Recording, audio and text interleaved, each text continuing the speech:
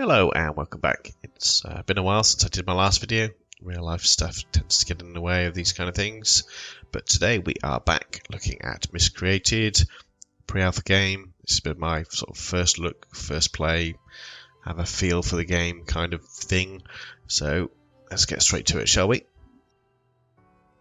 Hello, okay, so this is the pre-alpha of Miscreated. A survival genre game, post-apocalyptic, very similar to the ilk of H1Z1 and alike, albeit there's no zombies in this one. They're called mutants, so I guess that's where the name comes from. So let's go through the game. As you can see, it looks pretty impressive. The graphics are pretty good, I think. Mine is currently set to the highest level of detail to just give you a really good look at the game, the way it plays, and the like. So let's have a look-see.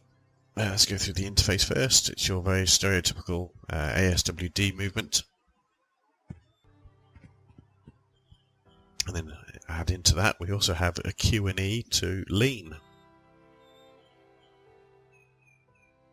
which makes things look fairly interesting, even funnier when you're running. Okay, so that's basic movement. You can switch between third and first person, so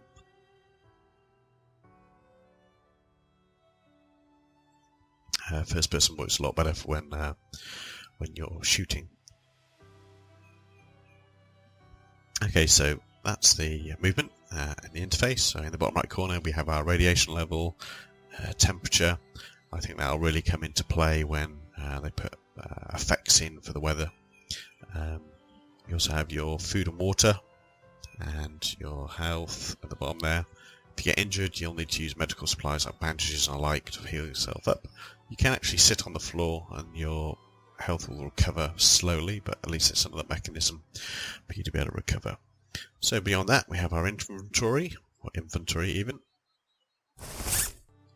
So as you can see, we've got some clothing, some weapons, and some slots. Let's pretty go through this. You can pick up and replace clothing, and obviously it'll then fill out this area here. If you get a backpack, and then depending on what type of backpack, it'll give you a number of slots. Some clothing, some jeans and trousers give you more slots. Be on the lookout for those.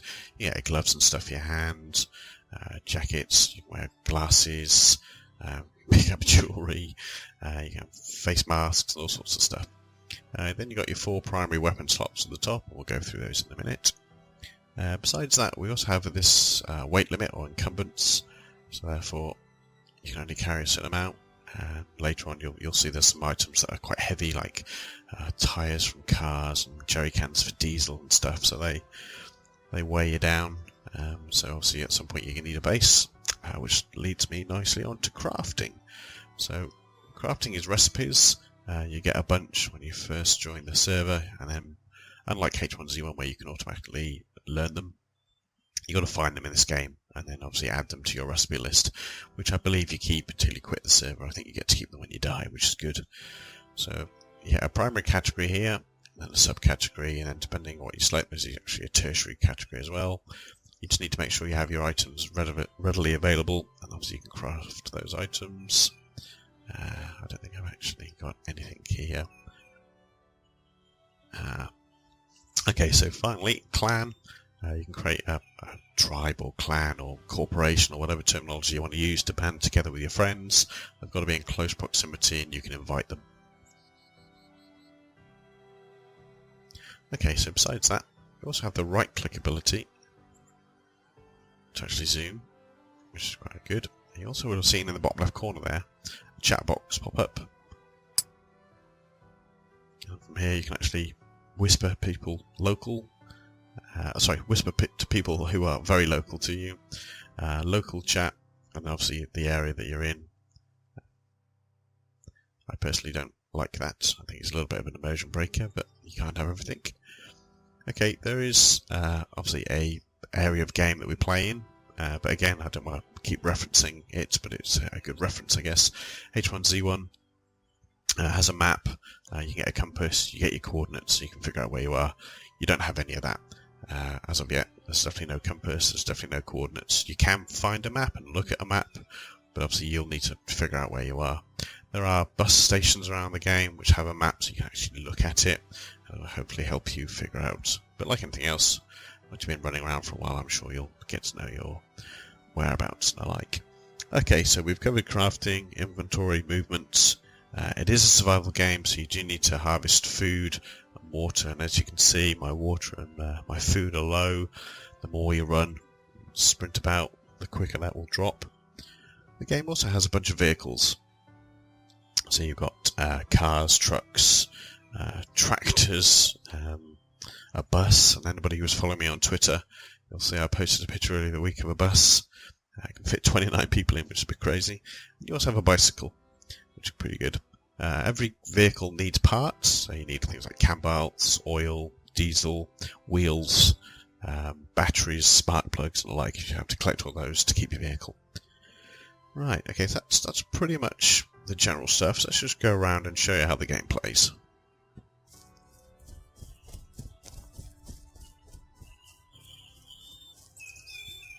One feature I quite like is the render distance is good, so you don't see little just black squares everywhere. And you can actually physically hide in bushes, because obviously someone can't see through it, so you can actually hide in it. On another server I've actually stashed some crafted boxes so I can store stuff in them a lot easier. And this feature I quite like as well.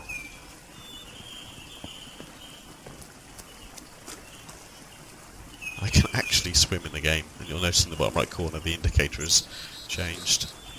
This is pretty good because on the map there are actually some caves you can go exploring in, and luckily we have a flashlight, because when it's dark, it is dark. And I'll grab some footage of a nighttime bit in a while. I'll show you how dark it actually can be.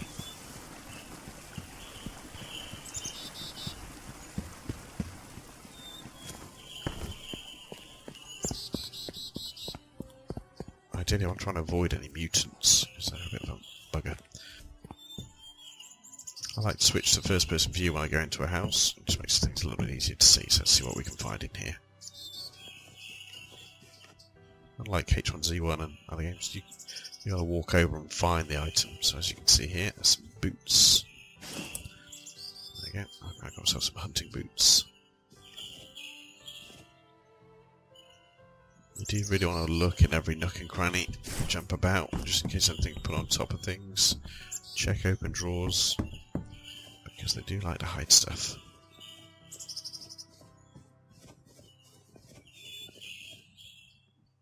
A bunch of weapons in the game, some sniper rifles, hunting rifles, pistols, knives, crossbows.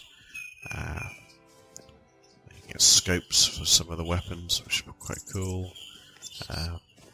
So if you go to the military area, which is on the map, it's more likely to spawn some good stuff, but I won't ruin it by telling you where some of the stuff spawns. I'll let you find that out for yourself.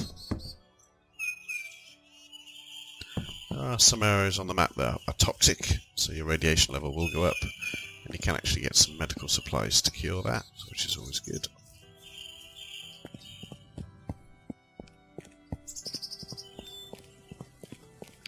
Okay, so you do get a mixture of PvP and PvE servers, so when you select your server you should be able to see that, depending on what type of game you want. I did hear a mutant somewhere, but so I don't want to run into them. Weapons do automatically reload by pressing R. I think shotgun is the exception at the moment, that's being worked on. I think I've covered all the basics at the moment. Base building is free-form, it doesn't auto-snap, so you can basically build however you want, which is pretty good. It does mean that the bases look quite unique and are not the same. Okay, so the game actually just crashed on me as I was recording that other section. But that gave me a perfect opportunity to switch out tonight. So as you can see, it is dark. I can turn on my flashlight. As you can see, that helps. Some of it's quite light. If I can find a building, let's see if I can show you how dark it really is. If luck would have it. Okay, so as I said, it is alpha. I did have a crash. I had noticed that every time you get a new Steam card, that actually seems to generate a failure for some strange reason. You get an exception fault and it crashes out. I have reported it, so hopefully that'll be fixed quickly.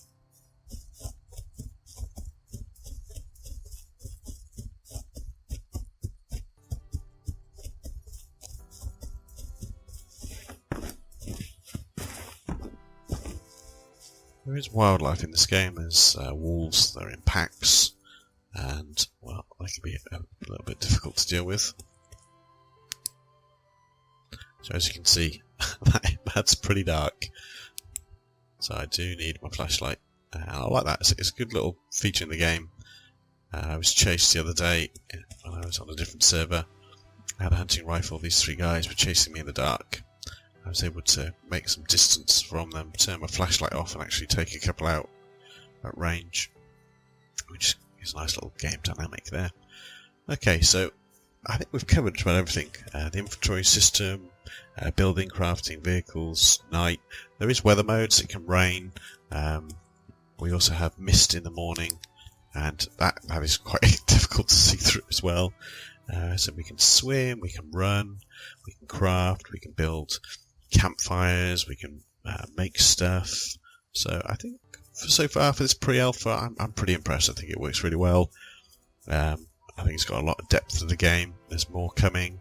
So if you like this type of game, if you like the survival style, genre, whatever tools you want to use, I would definitely recommend it. If you want to team up with somebody, let me know. So until next time, this is Tic Tac Gaming. See you again soon.